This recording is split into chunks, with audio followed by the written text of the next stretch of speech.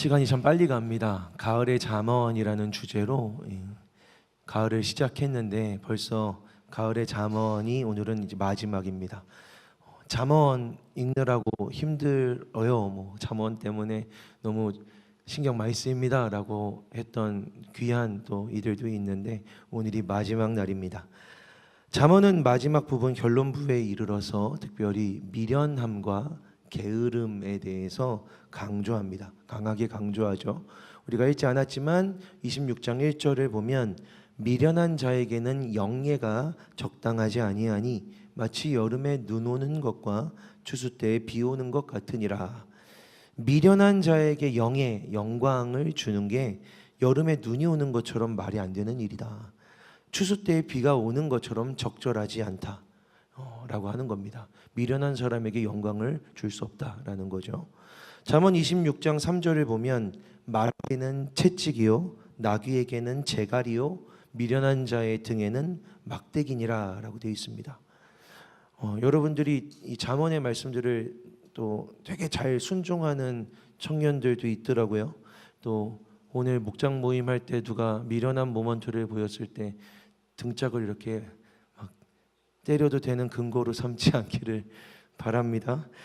가끔 저한테 이렇게 등짝을 맞는 청년들도 가끔 있는데 다 이 사랑하는 마음으로 그러는 겁니다. 하지만 성경은 더 잔인하죠. 등짝을 막대기로 미련한 사람들은 때려야 된다라고 하는 거예요. 등짝을 막대기로 때려야 될 정도로 미련한 자에 대해서 성경은 강하게 경계하고 있습니다. 하지만 미련한 자를 향해서 가장 끔찍하고 절망적으로 표현한 건 11절 우리가 읽지 않은 본문 바로 앞에 나오는데요. 개가 그 토한 것을 도로 먹는 것 같이 미련한 자는 그 미련한 것을 거듭 행하느니라.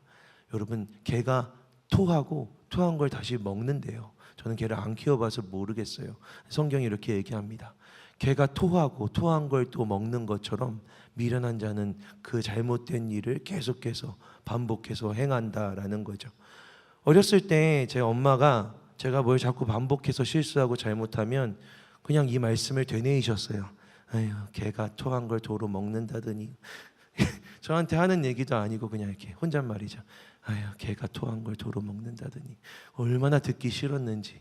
좀 더 자자, 좀 더 눕자 이 말씀하고 콤보거든요. 이게 잠언을 막 싫어지게 하는 말씀이었던 거죠. 미련한 자에 대해서 잠언이 얼마나 신랄하고 얼마나 날카롭게 얼마나 강하게 그 공격하고 있는지 보게 됩니다. 그런데 여러분, 이렇게 미련한 자를 막 드러내고 고발하고 또 깎아내리고 잔인하게 막 비참하게 이야기하는데 이렇게 미련한 자에 대한 이야기를 하는 최종적인 목적지가 미련한 자는 아니에요. 미련한 자가 이렇게 비참한 거야 라는 얘기를 하기 위해서 이렇게 끔찍한 얘기들을 하고 있는 게 아니라는 거죠. 우리가 읽은 본문을 보면 12절에 이렇게 나옵니다. 내가 스스로 지혜롭게 여기는 자를 보느냐 그보다 미련한 자에게 오히려 희망이 있느니라. 앞에 여기까지 바로 직전에 개가 토한 걸 도로 먹는 것처럼 미련한 자는 토한 걸 도로 먹는 자와 같다라고 얘기해 놓고 정작 진짜 하고 싶었던 말은 이거인 거예요. 그런데 스스로 지혜롭게 여기는 자는 이런 미련한 자보다 더 희망이 없다, 더 절망적이다 라고 하는 거죠. 미련한 자보다 더 절망적인 사람은 스스로 지혜롭다고 여기는 사람이다. 하나님은 말씀하십니다. 잠언이 지혜에 대해서 계속해서 이야기하고 있는데 잠언의 결론부에 이 지혜에 대해서 이야기를 하다가 진짜 지혜와 관련된 절망, 가장 큰 절망이 어디에 있느냐? 교만함에 있다라는 거죠. 그리고 그 교만함은 뭐냐면 스스로를 지혜롭게 여기는 겁니다. 와, 나 지혜로워. 난 지혜로운 사람이야. 미련함이 갖고 있는 끔찍하고 참담한 모습을 이렇게 구체적으로 그린 이유는 딱 하나인데 얼마나 이거보다 스스로 지혜롭다고 여기는 사람이 더 끔찍한 것인지를 강조하기 위해서 미련함보다 더 희망이 없는, 이런 미련함보다 더 희망이 없는 교만을 경계하기 위해서인 거죠. 여러분, 스스로 지혜롭다고 여기는 진짜 미련함, 진짜 절망, 교만함이란 그냥 간단한 죄가 아닙니다. 저 좀 교만해요. 나 좀 교만했네. 교만해서 죄송합니다 라고 말할 만한 죄가 아니라, 교만은 사실 굉장히 무서운, 굉장히 심각한 죄입니다. 인간이 처음으로 타락한 게 창세기 3장에 나오는데, 인간의 최초의 타락, 인간이 범한 최초의 죄가 바로 이 교만입니다. 불순종이라고 알고 있지만 그 불순종의 내용이 교만이라는 거죠. 사람이 처음 타락한 내용이 이겁니다. 창세기 3장을 보면 여자가 그 나무를 본즉 먹음직도 하고 보암직도 하고 지혜롭게 할 만큼 탐스럽기도 한 나무인지라, 여자가 그 열매를 따먹고 자기와 함께 있는 남편에게도 주매 먹은지라 라고 되어 있습니다. 자, 이 나무의 열매가 어떻다고요? 지혜롭게 할 만해서 먹었다는 겁니다. 저 나무의 열매를 왜 먹었냐면 하나님한테 불순종해야지 라는 마음으로 먹은 게 아니라, 저 나무의 열매가 지혜롭게 할 만하다라는 생각이 들었다는 거예요. 그래서 그 나무의 열매를 먹은 겁니다. 그러면 왜 이 여자는 저 나무의 열매가 지혜롭게 할 만하다라고 여겼을까요? 뱀이 그렇게 말했기 때문입니다. 뱀이 이렇게 말했어요. 너희가 저걸 먹는 날에는 너희 눈이 밝아져 하나님과 같이, 하나님처럼 선악을 알 줄 하나님이 아시기 때문이다.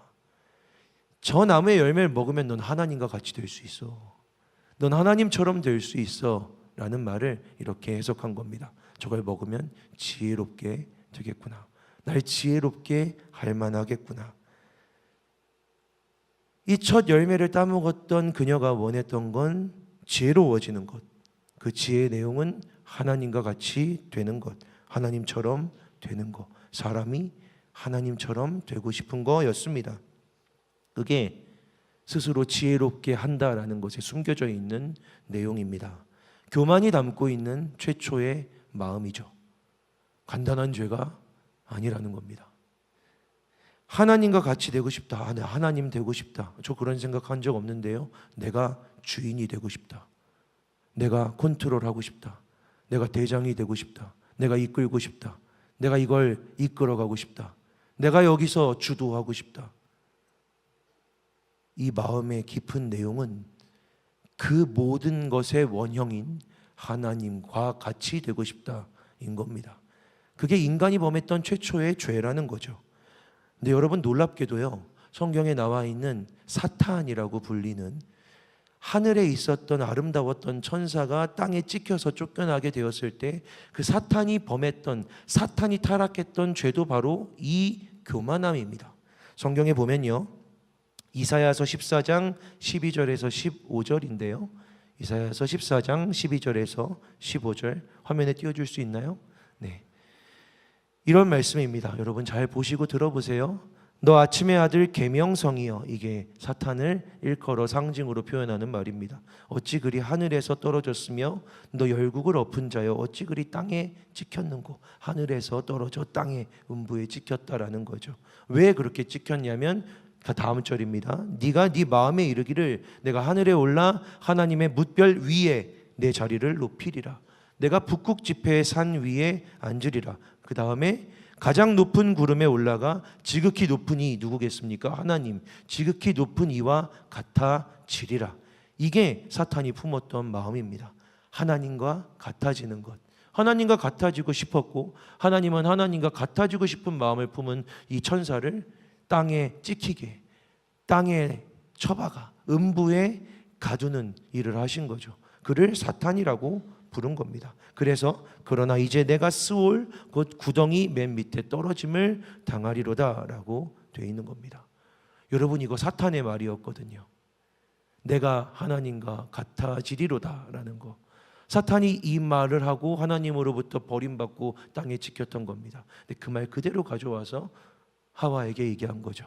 너 저 나무의 열매를 먹으면 하나님과 같아질 수 있어. 교만입니다. 스스로 지혜롭게 되고 싶은 마음, 그게 최초의 죄입니다. 난 좀 교만한 것 같아. 저는 교만합니다 라는 말이 가볍고 쉬운 말이 아닌 건 이 교만은 죄의 시작이었기 때문입니다. 무서운 죄죠. 첫 번째 죄의 원형입니다. 하나님과 같아지고 싶은 마음인 거죠. 여러분, 교만은요, 이 세상에서 말하는 것처럼 뭐 자존감, 자기 효능감, 자신감, 실력, 자존감 이런 게 아닙니다. 그 깊은 본심엔 스스로 지혜롭게 여기고 싶은, 스스로 하나님처럼 되고 싶은, 스스로 이걸 컨트롤하고 싶은, 주도하고 싶은 깊은 마음이 있는 겁니다. 하나님이 가장 미워하는 죄의 원형 교만이 그 안에 있는 거죠. 그래서 여러분, 놀랍게도 성경이 교만이라는 죄를 표현할 때, 다른 건 사람에게 범하는 죄인데 교만함은 하나님을 향하여 교만하였다라고 성경은 표현합니다. 여러분, 도둑질했을 때 하나님을 향해서 도둑질했다고 이야기하지 않습니다. 여러분, 심지어 음란한 죄를 범해도 하나님을 향해서 음란했다고 말하진 않습니다. 근데 교만은 그가 하나님을 향해서, 하나님에 대하여서 교만하였다라고 말합니다. 난 잘났어. 나는 실력이 있어. 난 이거 할 수 있어. 이거 내가 이끌어 갈게. 이거 내가 할 수 있어 라고 하는 그 말이 나를 높이는 말 같지만 하나님께 대한 말이다 라고 성경은, 하나님은 이해하시는 거죠. 아니, 내가 내 인생의 주인이 돼서 내가 나를 지혜롭게 하고 나를 만족하게 하고 나를 행복하게 하겠다는데 그게 하나님하고 무슨 상관이야 라고 말하는 그것 자체가 바로 하나님께 대한 교만.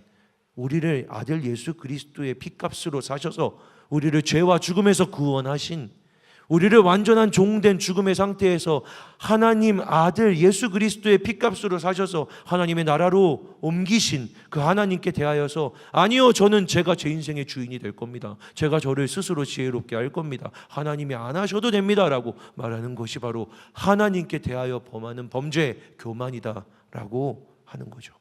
신약에 있는 고린도전서 3장 19절에서 20절을 보면 이 세상의 지혜는 하나님께 어리석은 것이니 기록된 바, 잘 들으세요, 하나님은 지혜 있는 자들로 하여금 자기 꾀에 빠지게 하시는 이시라 하였고 또 주께서 지혜 있는 자들의 생각을 헛것으로 하신다 하셨느니라 라고 되어 있습니다. 여러분, 세상에서 지혜 있다, 이 세상에서 말하기를 지혜 있다, 지혜롭구나, 지혜자구나, 대단한 사람이구나 라고 여기는 사람들을 하나님 대적하신다 라고 성경은 이야기하고 있는 겁니다. 하나님은 그들을 자기 꾀에 빠지도록 만드신다. 하나님은 그들의 생각을 헛것이다 라고 여기신다. 성경은 이렇게 기록하고 있습니다. 교만이 참으로 두려운 죄라는 거죠. 교만이 참으로 무서운 죄다라는 겁니다. 그런데 여러분, 지혜를 다루는 잠언에서 교만에 대한 이야기를 하면서 스스로 지혜롭게 여기는 교만한 사람들이 보이는 양상, 교만한 사람들이 보여주는 삶의 모습을 이야기하는데 그게 바로 게으름이다라는 거죠. 게으름이다. 이상하죠? 그렇게 스스로 지혜롭게 여기는 사람들은 되게 열심히 살 것 같고 되게 있는 힘을 다해서 뛰어들 것 같고 노력할 것 같고 아침 일찍 일어나가지고 학원 가고 배우고 할 것 같은데, 계속해서 자기 개발을 할 것 같은데 게으르다. 스스로 지혜롭다고 여기는 이들은 게으르다라고 하나님이 말씀하시는 겁니다. 여러분, 잠언에서 게으름을 다루는 가장 유명한 말씀은 사실 여러분도 많이 들어봤겠지만 잠언 6장 10절에서 11절, 좀 더 자자, 좀 더 졸자, 손을 모으고 좀 더 누워있자 하면 내 빈궁이 강도같이 오며 내 곤핍이 군사같이 이르리라. 지금 졸고 있는 이들에게 하는 말이 아닙니다. 용서하세요. 여러분, 손을 모으고 자진 않으니까, 누워있지 않으니까. 저도 이 말씀, 하나님 죄송합니다, 이 말씀 되게 싫어하는 편이거든요. 이 말씀을 들으면 벌써부터 막 경기가 올라와요. 그만! 하고 소리 지르고 싶어요. 피곤할 때 꼭 누군가 옆에서 좀 더 자자, 좀 더 졸자 이러면 들려오는 거죠. 근데 오늘 본문, 우리가 읽은 본문이 게으름을요 잠언에서 최종적으로 정의하는 본문입니다. 여러분, 우리가 읽은 본문에 이렇게 나와요. 게으른 자는 길에 사자가 있다. 거리에 사자가 있다 하느니라. 게으른 자가 하는 말입니다. 길에 사자가 있어, 거리에 사자가 있어 라고 말하며 그가 어떻게 하냐면 문짝이 돌적이를 따라 도는 것 같이, 문이 이렇게 경칩에 붙어 있잖아요. 이렇게 도는 것 같이 침대에서 돈다는 겁니다. 여러분, 침대에서 이렇게 도시는 분 있습니까? 게으른 자는 침대에 누워서 길에 사자가 있어서, 거리에 사자가 있어서 하면서 계속 거기를 왔다 갔다 한다는 겁니다. 놀랍게도 게으른 자는 그 손을 그릇에 넣고도 입으로 올리기를 괴로워한다. 그리고 게으른 자는 사리에 맞게 대답하는 사람 7보다 게으른 자는 자기를 지혜롭게 여기느니라. 게으른 자는 자기를 지혜롭게 여기느니라. 도대체 교만과 도대체 스스로 지혜롭게 여기는 것과 게으름이 어디서 연결되는 것인가? 왜 스스로 지혜롭게 여긴다고 하는 것인가? 침대에 누워서 문짝이 도는 것처럼 돌고 있는 이 게으른 자가 아무것도 하지 않고 입으로 음식을 가져가는 것도 싫어하는 이 자가 어떻게 스스로 지혜롭다고 여기고 있는 것인가? 여러분, 그가 하는 말을 들어보세요. 그가 이렇게 말하는 겁니다. 길에 사자가 있어, 거리에 사자가 있어. 침상에 누워가지고 길에 사자가 있는데 저 거리에 사자가 있을 거야. 왜 그렇게 얘기하죠? 나갈 수 없으니까. 못 나가겠다라는 거예요. 침대에 누워있는데 창밖을 보지도 않았으면서 거기서 이렇게 누워있으면서 길에 사자 있어, 나 못 나가. 거리에 사자 있어, 나 안 나갈 거야 라고 말한다는 거죠. 나가보지 않은 길에, 걸어보지 않은 거리에 사자가 있다라고 계속해서 얘기합니다. 스스로 지혜롭게 여기는 것과 교만함이 연결되는 지점이 바로 여기입니다. 그는 두려움을 진리처럼 여깁니다. 그의 행동을, 그의 삶을 이끌어가는 동력은 두려움인 겁니다. 이 두려움을 피하기 위해 살아가는 거죠. 자기가 갖고 있는 두려움, 어려움을 자기가 행동하고 결정하는 근거로 삼습니다. 그게 스스로 지혜롭다고 여기는 최초의 죄의 열매였습니다. 두려움이요. 여러분, 아담과 하와가 처음으로 그 선악을 알게 하는 나무의 열매를 딱 먹고 최초로 느낀 감정이 무엇인지 아십니까? 두려움입니다. 하나님이 주시지 않은 감정, 죄를 범하자마자 처음으로 들어와 처음으로 발현된 감정, 이 바로 두려움입니다. 스스로 지혜롭게 여기는 교만한 자들이 행동의 근거로 삼는 것, 바로 두려움입니다. 뭘 해야지, 어디 나가야지라고 하는데 두려워서 나가지 못하고, 두려워서 결정하지 못하고, 두려워서 움직이지 못하고, 두려워서 행동하지 못하고, 두려워서 선택하지 못하고, 두려워서 더 나아가지 못하겠다라고 여기는 그들, 혹시 저입니까? 여러분입니까? 두렵다라고 이야기하고 있지만 성경은, 하나님은 교만하다라고 말씀하시는 거죠. 이렇게 하면, 이 길로 가면, 이렇게 살면 나는 망할 거야. 나는 파괴될지도 몰라. 버려질 거야. 나 이렇게 하면, 목사님 저 그거 하면은 저 망해요. 목사님 저 그거 하면 저 이 관계들 다 깨질 거예요. 목사님 저 너무 힘들어서 그거 하면은 저 무너질 겁니다. 목사님 못해요. 목사님 길에 사자가 있거든요. 목사님 제 인생의 거리엔 사자가 있어요. 그래서 전 못 나가요.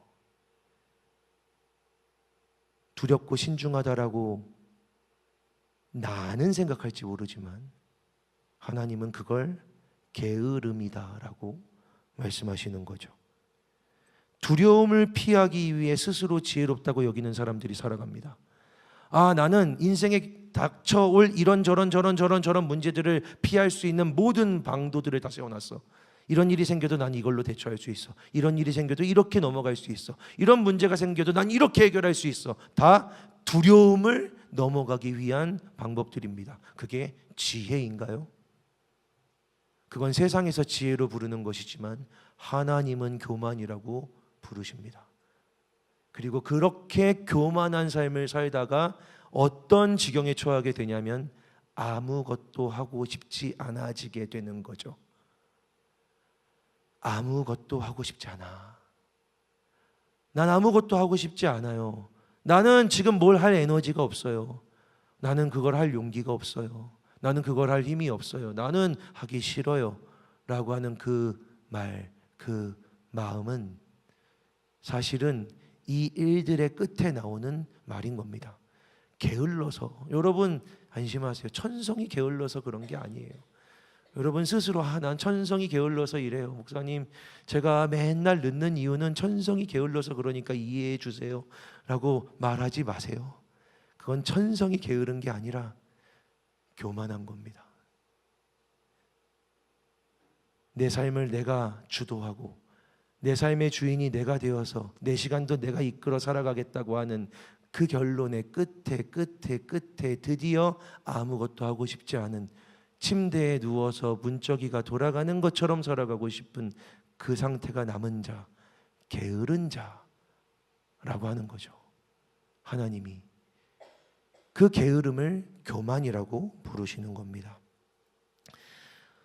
사랑하는 여러분, 우리 하나님은 그러면 왜 게으름을, 교만을 이렇게 경계하실까요? 저 길에 사자가 있어. 저 거리에 사자가 있어. 목사님 저 그렇게 하면 어려운 일이 생겨요. 목사님 저 그 길에 가면 저 문제가 생겨요. 목사님 저 그렇게 살면 분명히 이렇게 될 거예요. 거기에는 어려움이 있어요. 사자가 있어요. 그런데 하나님이 이렇게 말씀하시는 겁니다. 그 길엔 나도 있어. 교만한 이들은 사자만 보는 거죠. 그 길에 있는 하나님은 보지 않는 겁니다. 하나님은요, 사자가 있던 없던 그 길에 계셔서 아무것도 못하는 게 아니라 무엇이든 가능하게 하시는 분이십니다. 그걸 알려주고 싶으신 거예요.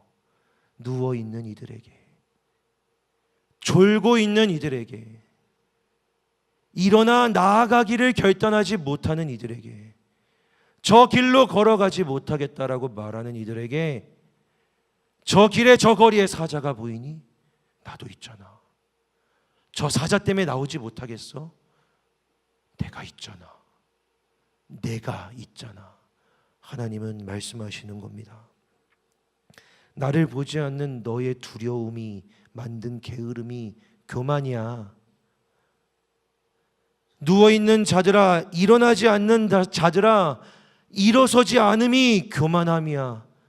잠자는 자들이여, 죽은 자들 가운데서 깨어 일어나라. 그리스도께서 너에게 비추이시리라 라고 하나님 말씀하시는데, 그리스도께서 비추이시는데 말씀이 선포되고 들리는데 아니요 라고 치워내고 말씀을 듣지 않고 빛 가운데 나아가지 않고 저는 누워 있을래요, 저는 싫어요, 저는 안 맞아요, 저는 그냥 여기 있을래요 라고 하는 게 스타일이 아니라 교만이라고요. 거기에 사자가 있는 게 아니라 거기에 계시는 하나님을 보지 않고 난 사자가 있어서 안 갈래라고 말하는 것, 하나님은 교만이라고 들으신다고요. 왜냐하면 하나님은 너를 이끌어 가실 수 있으니까. 넌 스스로 지혜롭다고 여겨서 사자가 있어서 안 간다 하지만 사자 정도는 내가 치워줄 수 있으니까. 그게 하나님의 마음인 거죠. 그래서 하나님이 말씀하시는 겁니다. 게으른 자는 사리에 맞게 대답하는 사람 7보다 자기를 지혜롭게 여기느니라 라고. 여러분 어떤 사람들이 되고 싶으십니까? 스스로 지혜롭게 여기는 자들이 되고 싶으십니까?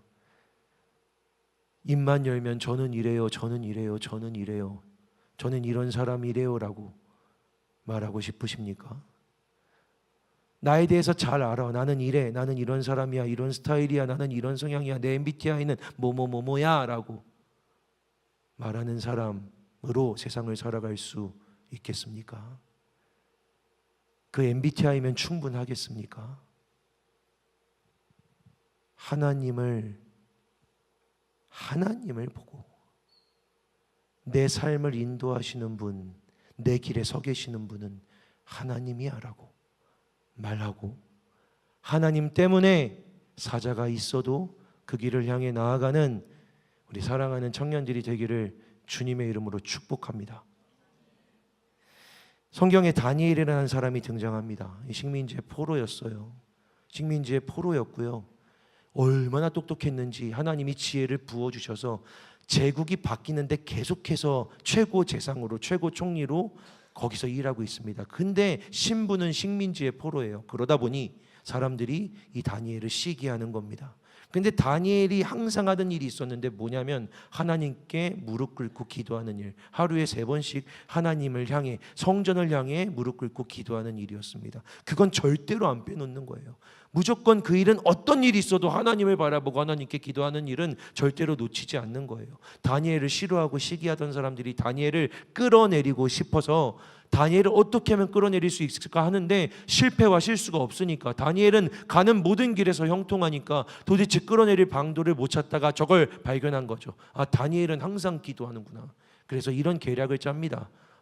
왕이시여, 이 제국에서 왕에게만 절하게 하도록 하는 법령을 내려 주십시오. 왕에게만, 왕이 가장 이 왕국에서 높으니까 모든 사람들이 왕에게만 절하게 하도록 명령을 내려 주십시오. 왕을 높이는 것처럼. 그리고 만약에 왕이 아닌 다른 존재, 그게 신이라고 하더라도 절하는 자가 있다면 왕이시여 그를 사자굴에 던지셔야 합니다. 왕이 너무 기분이 좋잖아요. 네가 이 왕국에서 제일 높다고 하니까. 그래서 그렇게 하자라고 했습니다. 그 법이 생겼죠. 그리고 다니엘은 그 법대로 하나님에게 절하면 사자굴에 던져지는데, 하나님께 기도하면 사자굴에 던져지는데 아랑곳하지 않고, 길에 사자가 있어도 거리에 사자가 있어도 굴에 사자가 있어도 하나님을 바라보면서 기도했습니다. 하나님을 향하면서 하나님께 나아갔습니다. 주의 말씀에 순종하고 아침과 밤과 저녁으로 기도했던 거죠. 그래서 그가 사자굴에 던져집니다. 성경은 이렇게 기록하고 있습니다. 다니엘이 사자굴에 던져졌을 때 하나님께서 그와 함께 계셔 사자들의 입을 봉하셔서 다니엘이 털끝 하나 다치지 않았다고. 길에 사자가 있어도 거리에 사자가 있어도 하나님 거기 계시면 사자는 없는 겁니다. 여러분 인생에 사자가 있어요? 여러분의 삶의 길에 사자가 있어요? 여러분 수도 없이 말하는 내 인생의 문제, 어려움, 사자들이 거기에 있습니까? 거기에 만약 하나님이 계시다면 사자는 없는 겁니다. 없는 겁니다. 사자만 바라보며 살아가고 사자만 바라보며 두려워하며 나아가지 못하고 있습니까? 그건 불쌍한 일이 아니라 교만한 겁니다. 왜 교만한 거냐면 거기서 여러분을 붙들어 주실 수 있는 하나님을 보지 않기 때문에 그런 겁니다. 하나님 거기 계시거든요. 그 길에, 여러분의 삶의 거리에 하나님이 계시거든요. 여러분 이래서 안 된다 저래서 안 된다 생각하며 멈춰 있습니까? 멈추려고 하십니까? 그만하려 하십니까? 쉬어야겠다라고 하십니까? 주중에 한 목사님이 저를 찾아왔습니다. 한 번도 만나본 적이 없는 목사님인데 갑자기 뭐 어느 교회 어떤 목사라고 문자가 왔더라고요. 이 근처에 왔는데 만나 뵙고 싶다고. 만났습니다. 무슨 얘기를 하시나 들었는데 청년 사역을 하면서 너무 좀 힘들다고, 1년 정도 됐는데 많이 어렵다고, 청년들이 힘들다고, 뭘 하려고 하면 하지 않으려고 한다고, 좀 대화하고 싶어서, 듣고 싶어서 찾아왔다고. 진짜 생전 처음 보는 목사님이 저를 만나러 온 겁니다. 제가 뭐라고 대화를 나누는데 쭉 듣고 있는데 그분의 1년 차의 사역과 청년들에 대한 이야기를 들으면서 꼭 21년에 22년에 저 같더라고요. 나도 그랬는데, 그러면 이분을 도와줘야겠다.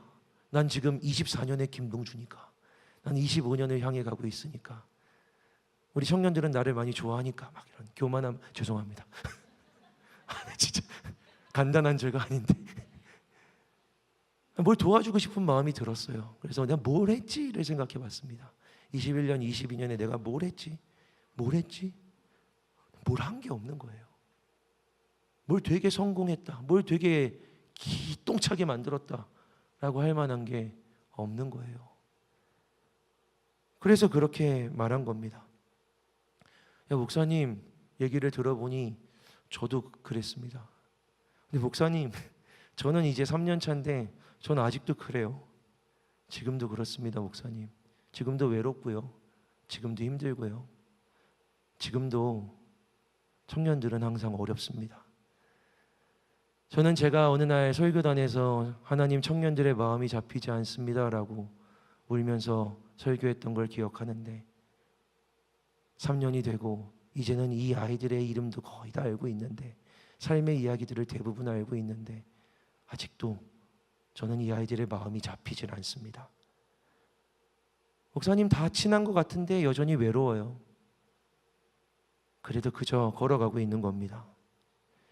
목사님, 저희가 재정 독립하고 막 이렇게 여기 어퍼룸 보시니까 대단하다고 하셨는데, 처음에 이거 한다고 했을 때 사람들이 그 길에 사자가 있다고 했습니다. 함정이 있다고. 김동주 목사 재정 독립하면 큰일 나. 버림받을 거야. 망하고 쫓겨날 거야. 목사님 쫓아내려고 이거 다 계략이야. 막 이런 얘기까지 들었거든요. 그 길에 사자가 있다. 그 거리에 사자가 있다. 라는 얘기들을 들었습니다.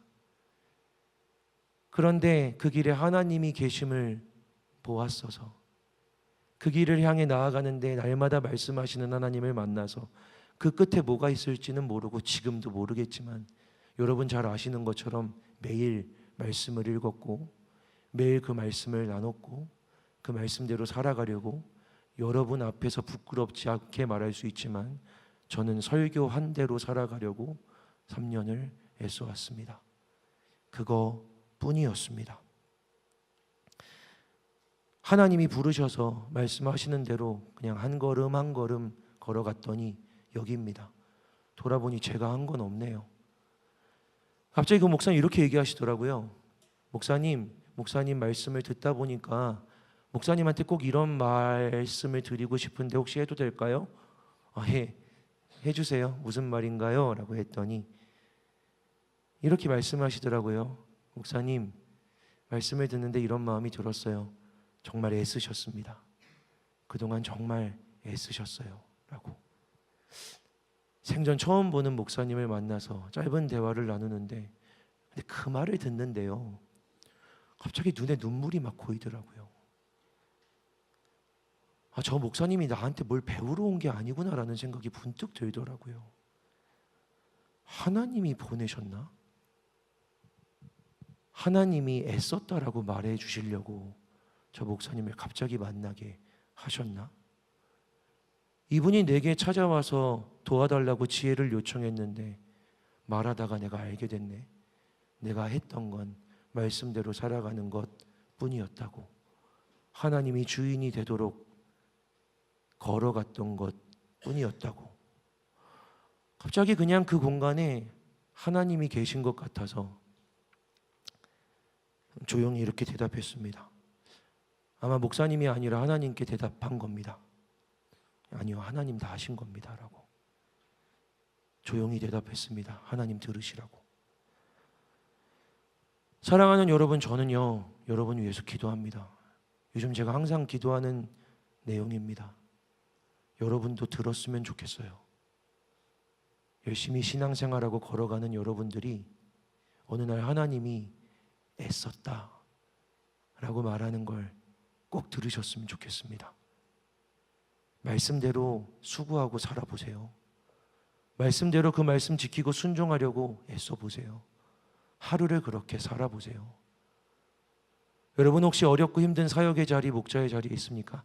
제발 오해하지 마세요. 연말인데 그만두지 않게 하려고 내가 이러는 게 아니에요. 제발 오해하지 마세요. 다 그만둬도 좋아요. 다 그만해도 좋아요. 다 아무것도 안 해도 상관없어요. 하나님이 다 하시니까. 그런데 저는 우리 청년들이 애썼다라는 하나님의 음성을 들었으면 좋겠어요. 그게 제 기도 제목입니다. 여러분의 인생길에 사자가 있나요? 눈을 크게 뜨면, 기도하고 보면 거기엔 하나님도 계십니다. 그리고 하나님이 보이기 시작하면 그때부터 사자는 없는 겁니다. 있어도 없는 겁니다.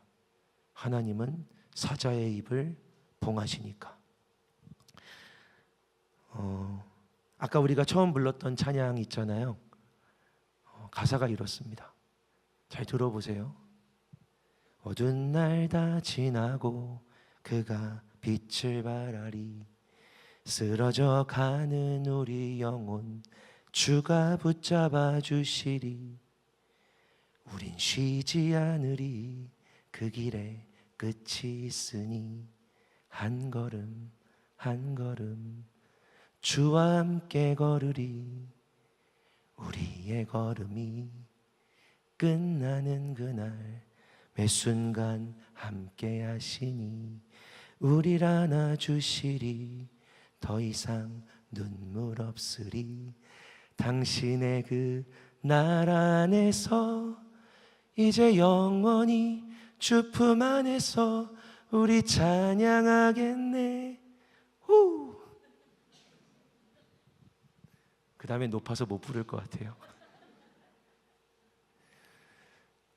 어떤 청년이 그러더라고요. 목사님 교회 탈출하려고 빌드업 한다고. 목사님 맨날 여러분 끝이 있습니다 라고 얘기를 하니까 찬양을 보는데 가사가 진짜 그렇더라고요. 여러분 끝이 있어요. 탈출하려고 빌드업을 하는 게 저한테 여긴 탈출이 아니거든요. 사랑하는 여러분, 끝이 있습니다. 끝이 있어요. 모든 일에는 끝이 있습니다. 근데 우리의 걸음이 끝나는 그날에 매 순간을 함께 걸어오셨던 하나님이 애썼다라고 말하는 건 들어야 되잖아요. 애썼다. 여러분도 그렇게 말할 수 있어야 하잖아요. 아니요, 다 하나님 하신 겁니다. 이 길엔 하나님이 계셨습니다. 사자가 있다고 두려워서 못 나간 적 없습니다. 그저 그렇게 한 걸음 한 걸음 하나님과 걸어왔습니다. 그리고 여기에 이르렀습니다. 우리 모두의 걸음이 끝나는 그날에 우리가 하나님과 그렇게 깊은 대화를 나누는 은혜가 저와 여러분에게 충만하기를 주님의 이름으로 축복합니다. 우리 이 시간 같이 기도하겠습니다.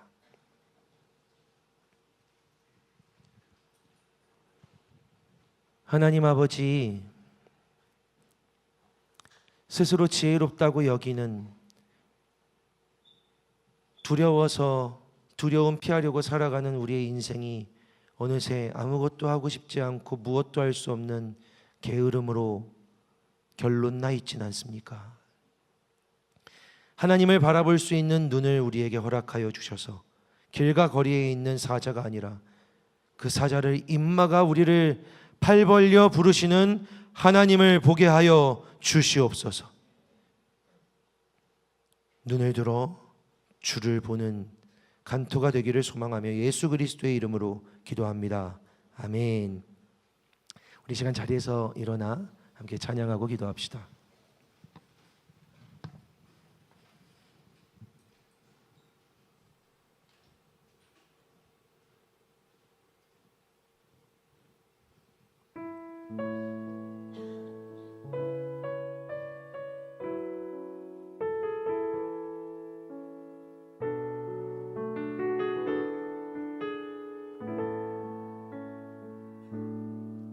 주가 보이신 생명의 길, 나 주님과 함께 상한 마음을 들이며 주님 앞에 나아가리. 나의 길이 되신 이름, 그 이름 예수. 나의 길이 되신 이름 예수. 나의 길 오직 그가 아시나니 나를 단련하신 후에 내가 정금같이 나오리.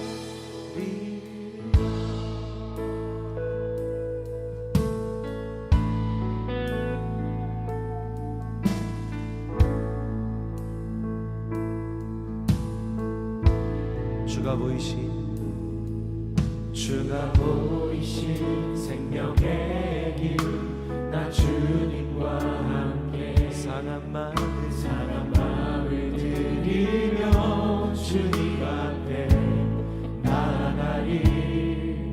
나의 의로움이 되신 주, 그 이름 예수. 나의 길이 되신 이름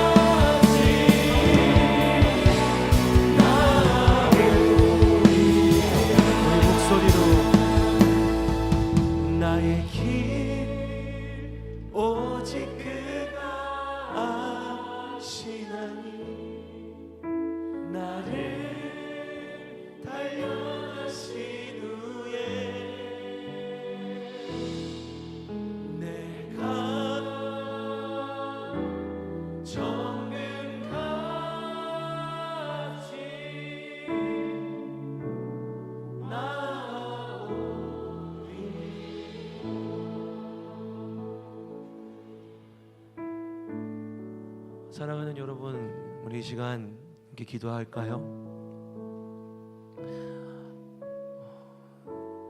공동체가 뭐냐라고, 공동체가 아니다라고 묻던 여러분들과 이제 공동체를 이루어서 함께 나아가고 있습니다. 저는 여러분과 같은 말씀을 듣고, 저는 여러분과 같은 말씀에 순종하며 함께 여기까지 걸어오고 있습니다. 그러니 저는 믿습니다.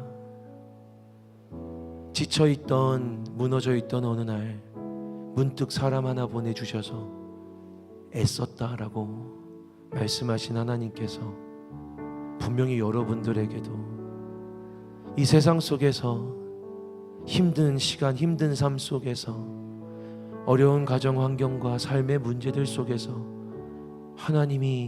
하나님이시라고 믿고, 말씀이 진리라고 믿고 애쓰고 수고하여 분투하여 여기까지 나온 사랑하는 아들아, 딸아, 애썼다, 수고했다. 너의 길에 내가 있으니까. 네 눈앞에 사자가, 그 거리에 사자가 보이겠지만 너의 인생길에, 너의 삶의 거리에 나 하나님이 있으니까 나와 함께 가자, 함께 가자. 우리 하나님 말씀하십니다. 그 하나님의 음성을 듣고 여러분 길에 서 계신 하나님 바라보는, 발견하는 여러분들 되기를 주님 이름으로 축복합니다. 주여, 우리의 눈을 열어 주시옵소서. 주님, 우리의 마음의 눈을, 영혼의 눈을 열어 주셔서 날마다 내 길과 거리에 있는 사자만 봤던 우리가 우리의 삶에 당당하게 강하게 서 계시는 우리 하나님을 발견하게 하여 주시옵소서. 그리하여 용기 있게 담대하게 길과 거리로 나아가는 우리가 되게 하여 주시옵소서. 우리 이 시간 주여 한번 외치고 함께 기도하겠습니다. 주여,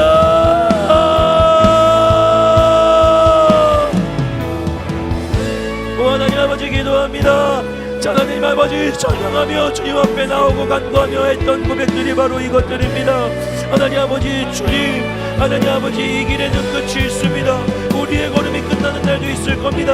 그런데 하나님 아버지, 그때 애썼다라고 말씀하신 하나님 발견하게 하옵소서. 수고했다라고 말씀하신 하나님 알 수 있도록 하나님 아버지, 하나님 날마다 걸어가고 날마다 동행하며 함께 하나님과 걸어가는 우리가 되기를 원합니다. 사랑하는 청년들의 마음속에, 사랑하는 청년들의 생각과 삶 속에 하나님 아버지 인생을 바라보며 하나님 아버지 신앙의 생활을 하고, 하나님 아버지 신앙 속에서 하나님 아버지 이들의 삶의 신앙과 고백 속에서 하나님 아니 계신 것 같다, 하나님 아버지 정말 사자만 있는 것 같다, 어려움과 하나님 아버지 정말로 문제만 있는 것 같다, 나아가지 못하고 걸어가지 못하고 멈추고 하나님 아버지 그냥 그 자리에 있는 이들이 있습니까?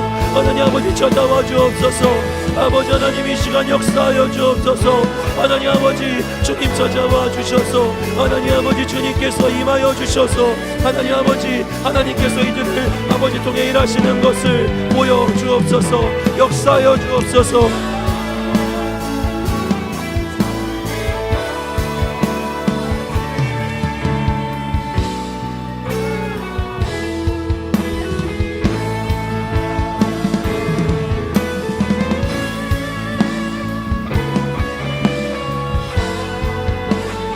하나님 아버지 찾아오셔서 하나님 아버지 주님을 바라볼 수 있는 은혜, 하나님 아버지 주님을 경험할 수 있는 은혜를 아버지 하나님 하여 주시옵소서. 주님을 바라봅니다.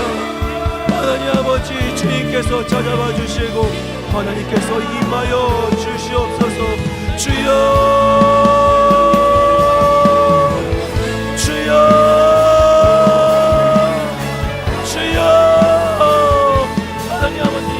주셔서 하나님 아버지 주님을 바라보는 하나님을 경험하게 하여 주시옵소서.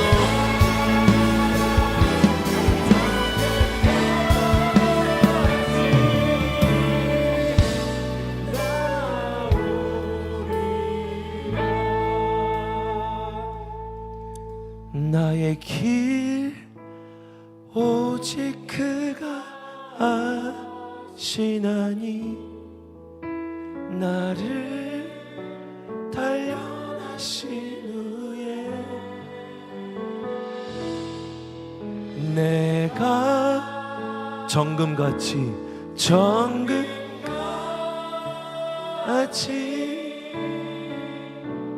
나오리라. 여러분 머리에 손을 한번 얹어 보겠습니까? 여러분 축복하며 기도하겠습니다. 여러분 머리에 손을 얹으시고 기도합니다.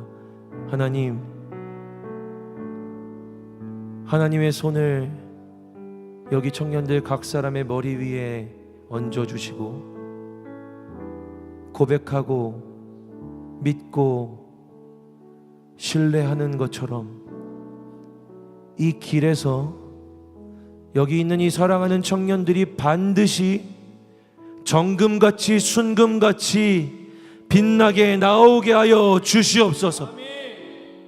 이들의 삶에 사자가 있는 것 같아도 그 사자의 목을 움켜쥐고 서 계신 하나님을 보게 하여 주시고, 우리 하나님이 오라 하실 때 정금같이 순금같이 되어 나오는 이들 되게 주여 축복하여 주시옵소서. 예수 그리스도의 이름으로 기도합니다. 아멘. 아멘.